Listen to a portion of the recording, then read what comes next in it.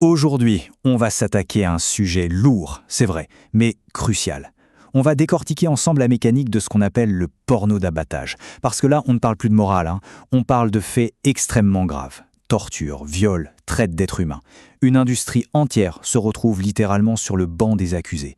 Et il est essentiel de comprendre ce qui se joue juste sous nos yeux.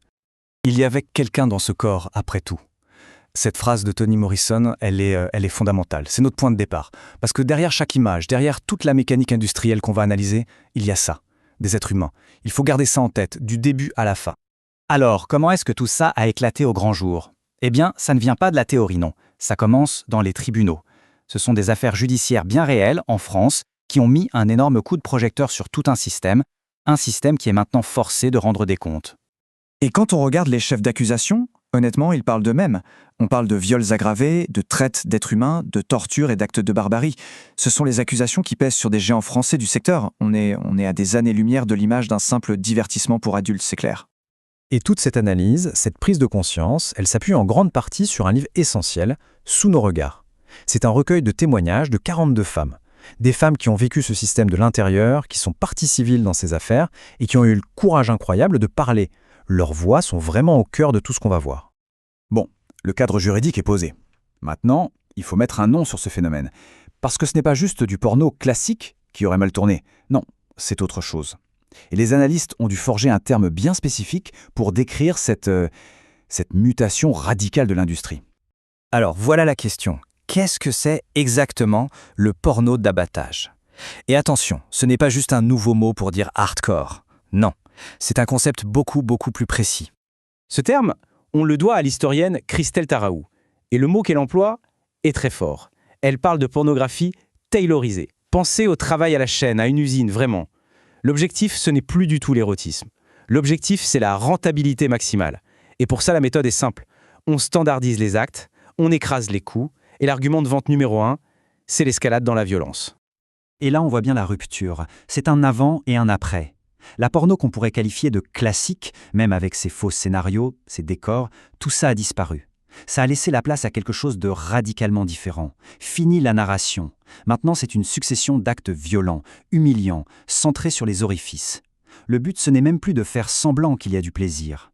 Le but, c'est de montrer la domination, de la façon la plus crue possible. Et ce mot utilisé par les producteurs eux-mêmes, fuck meat, viande à baiser, il est terrible, mais il résume parfaitement l'idéologie derrière. Le corps n'est plus celui d'une personne, c'est devenu une matière première, un simple assemblage d'orifices qu'on peut utiliser et interchanger. La déshumanisation, elle est totale. Et pire que tout, elle est revendiquée.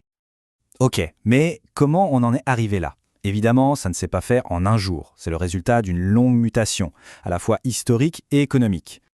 Alors, retraçons un peu le fil. Dans les années 70, on a les cinémas X. C'est public, mais ça reste contenu.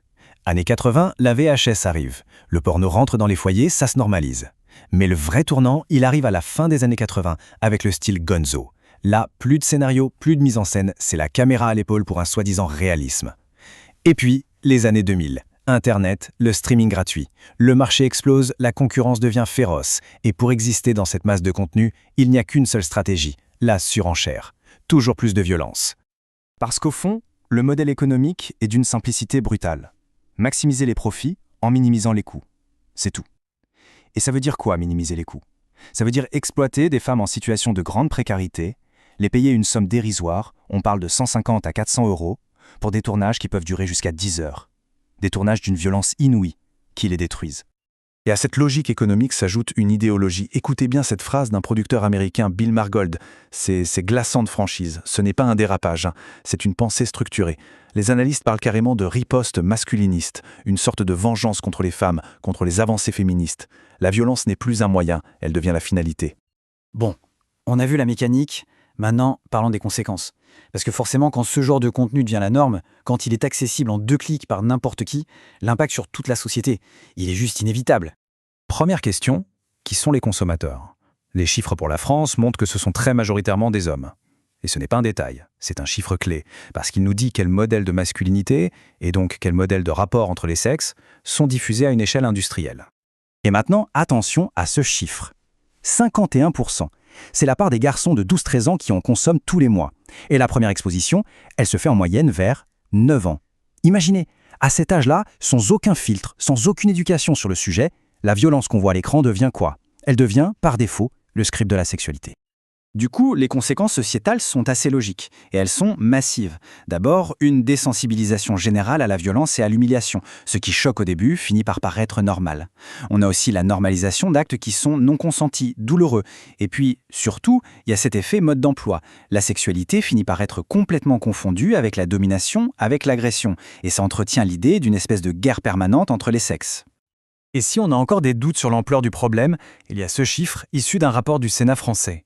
L'estimation, c'est que jusqu'à 90% des productions porno pourraient contenir des actes qualifiables de crimes sexuels. 90%. Ça veut dire qu'on est face à une industrie qui, dans sa grande majorité, opère en dehors de la loi. Face à ce constat, qui est quand même assez sombre, la question qui vient tout de suite, c'est « Ok, mais alors on fait quoi ?» Heureusement, les analystes ne se contentent pas de décrire le problème, ils proposent aussi des leviers d'action concrets. Alors quels sont ces leviers ? Les experts en identifient principalement 4. Le premier, c'est la grève du clic, un refus des consommateurs de financer cette industrie. Le deuxième, c'est la justice, bien sûr, poursuivre ces productions pour ce qu'elles sont. Troisième levier, créer d'autres imaginaires, des visions alternatives de la sexualité basées sur l'égalité.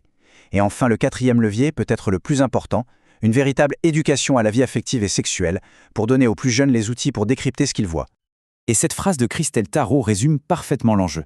En clair, laisser ce champ si important de nos vies être colonisé par une industrie de la violence, ce serait une défaite pour tout le monde. Le combat est donc forcément aussi un combat culturel. Et tout ça, ça nous laisse avec une question ouverte pour finir. Après avoir vu comment la sexualité a pu devenir ce terrain de guerre, est-ce qu'on peut imaginer qu'elle redevienne un lieu de réparation, un espace de lien, d'égalité et de respect mutuel? La question, en tout cas, mérite d'être posée.